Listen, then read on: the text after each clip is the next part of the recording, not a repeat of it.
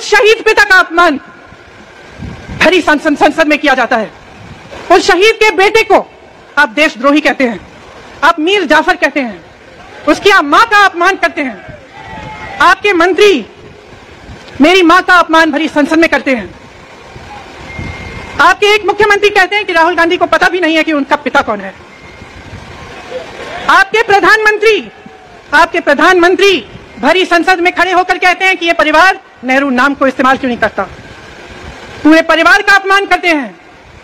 कश्मीरी पंडित समाज के रिवाज का अपमान करते हैं, जिसके तहत एक बेटा अपने बाप के मरने पर पगड़ी पहनता है, परिवार की परंपरा को आगे बढ़ाता है। लेकिन आप पर कोई मुकदमा नहीं होता, आपको 2 साल की कोई सजा नहीं मिलती, आपको जेल की सजा नहीं मिलती, आपको संसद से कोई बाहर नहीं निकालता, आपको मना नहीं करता कि 8 सालों के लिए आप चुनाव नहीं लड़ सकते। क्यों? मैं पूछना चाहती हूं क्यों?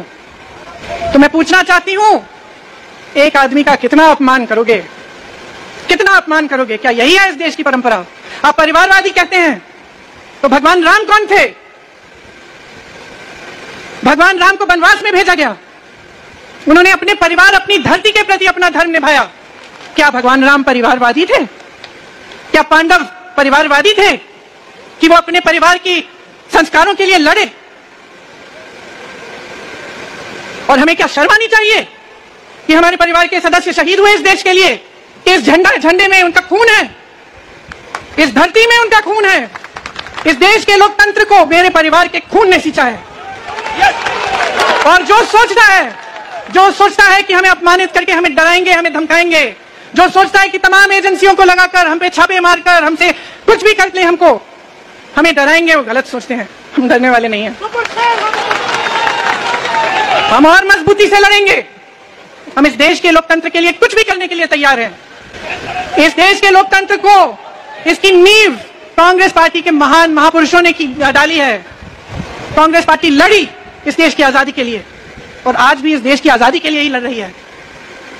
कभी कभी मैं सोचती हूं, मुझे समझ में नहीं आता कि पब्लिक क्या सोच रही है। क्या देख नहीं रही है क्या हो रहा है?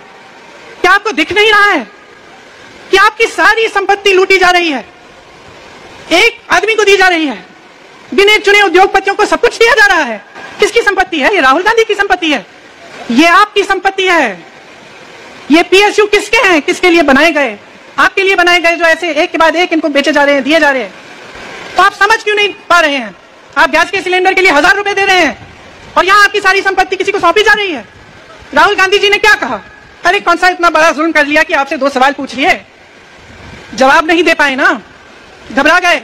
और जो अहंकारी होते हैं, तानाशाह होते हैं, क्या करते हैं? जब सवालों का जवाब नहीं दे पाते तो पूरी सत्ता को लेकर जनता को दबाने की कोशिश करते हैं। जो सवाल उठाता है उसको दबाने की कोशिश करते हैं। आपने कभी सोचा है, आंखें खोलिए, आपने कभी सोचा है कि ये पूरी सरकार, ये सारे मंत्री, ये सारे सांसद एक आदमी को बचाने की क्यों इतनी कोशिश कर रहे हैं? इस अडानी में है क्या कि इसको आप सारी संपत्ति दे रहे हो देश की? 20 हजारों करोड़ शेल कंपनियों में इनके हैं और आप इन पे इंक्वायरी नहीं कर सकते। ये अडानी है कौन कि आप सब उनका नाम उठते ही बौखला जाते हैं और उनको बचाने में लग जाते हैं? तो जहां जहां हम जाते हैं बेरोजगार नौजवान क्यों दिखते हैं? इतनी महंगाई क्यों है? इतनी महंगाई क्यों है? क्या आप इतने बड़े काम कर सकते हो लेकिन एक गैस सिलेंडर का दाम कम नहीं कर सकते? आप छोटे व्यापारियों की मदद नहीं कर सकते? आप रोजगार नहीं बनवा सकते? तो फिर आपकी सरकार किस काम की है? लोगों को दबाने के लिए है या अडानी जी को आगे बढ़ाने के लिए है? और इतनी चीजों को फैलाया जाता है जो सच नहीं है, झूठों को फैलाया जाता है। आप सोचिए, राहुल गांधी दुनिया के सबसे बड़े जो शिक्षा के संस्थान है वहां से पढ़ के आए हैं। हार्वर्ड और कैम्ब्रिज की उनकी डिग्री है।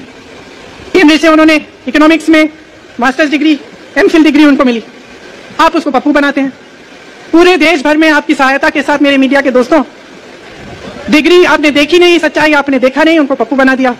फिर पता चला कि ये पप्पू तो यात्रा में निकल आया और पता चला कि ये तो पप्पू है ही नहीं, इसके साथ तो लाखों लोग चल रहे हैं, ये ईमानदार भी है, ये सब बातों को समझता भी है, ये जनता के बीच जा रहा है, जनता की समस्याओं को सुन रहा है, तो जनता इसके साथ चली जा रही है। घबरा गए कि राहुल गांधी ने संसद में वो सवाल उठाए जिनका उनके पास जवाब नहीं है। वाह वाह वाह वाह वाह वाह, बहुत धैर्य है आप में। अरे कायर हैं, कायर है इस देश का प्रधानमंत्री। लगा दो केस मुझ पर, लगा दो केस मुझ पर, जेल ले जाओ मुझे भी, लेकिन सच्चाई यह है कि इस देश का प्रधानमंत्री कायर है, अपनी सत्ता के पीछे छुपा हुआ है, अहंकारी है। और इस देश की बहुत पुरानी परंपरा है, इस देश की बहुत पुरानी परंपरा है, हिंदू धर्म की पुरानी परंपरा है कि अहंकारी राजा को जनता जवाब देती है। मेरे परिवार ने मुझे एक चीज सिखाई है कि यह देश दिल से बोलता है और दिल से सुनता है। यह देश सच्चाई को पहचानता है और मैं जानती हूं कि आज वो दिन है जब से सारा कुछ बदलने लगेगा। मेरे मीडिया के साथियों, मैं आपसे कहना चाहती हूं, बहुत हो गया है, बहुत हो गया है। मैं जानती हूं आप पर कितना दबाव है, मैं जानती हूं कि आपको लाइन भेजी जाती है कि आज आपको ये कहना है, आज आपको ये लिखना है। जब आप पत्रकार बने, शुरू में जब आप काम के लिए आए, तो आपके दिल में भी ये होगी बात कि देश के लिए मैं सच्चाई बोलूंगा, मैं सच्चाई बोलूंगी। आज आप बोल नहीं पा रहे हैं, हिम्मत करिए, खड़े हो जाइए आप भी। और जैसे खड़गे जी ने कहा कि तमाम पार्टियों ने आज अपनी आवाज उठाई है, उनका हम सब धन्यवाद देते हैं। और हम सबको एक होना पड़ेगा, इसलिए होना पड़ेगा क्योंकि आज ये देश खतरे में है। आज इस देश की सारी संपत्ति एक आदमी को सौंपी जा रही है और उस आदमी को बचाने के लिए पूरी सरकार खड़ी हो जाती है। बहुत गलत हो रहा है। अगर आज मेरे भाइयों और बहनों आप इसको पहचान नहीं पाएंगे तो इस देश को बहुत खतरे में डाल देंगे। इसीलिए यहां खड़े हुए महात्मा गांधी जी की समाधि के कुछ ही गज दूर खड़े हुए मैं आपको याद दिलाती हूं कि कितनों ने इस देश के लिए अपना खून बहाया है, कितनों ने इस देश की धरती, इस देश की आजादी के लिए अपना खून बहाया है। ये अफसर हैं यहाँ तैनात खड़े हैं, इसी तरह से इनके भाई सरहद पे खड़े होते हैं हमारे लिए, आज भी अपना खून बहा रहे हैं। क्या इसके लिए? क्या अडानी जी के लिए?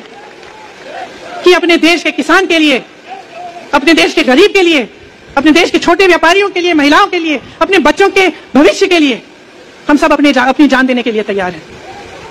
तो मैं आपसे आग्रह करती हूं, मेरे देशवासियों, आंखें खोल लो, समय आ गया है, डरो मत।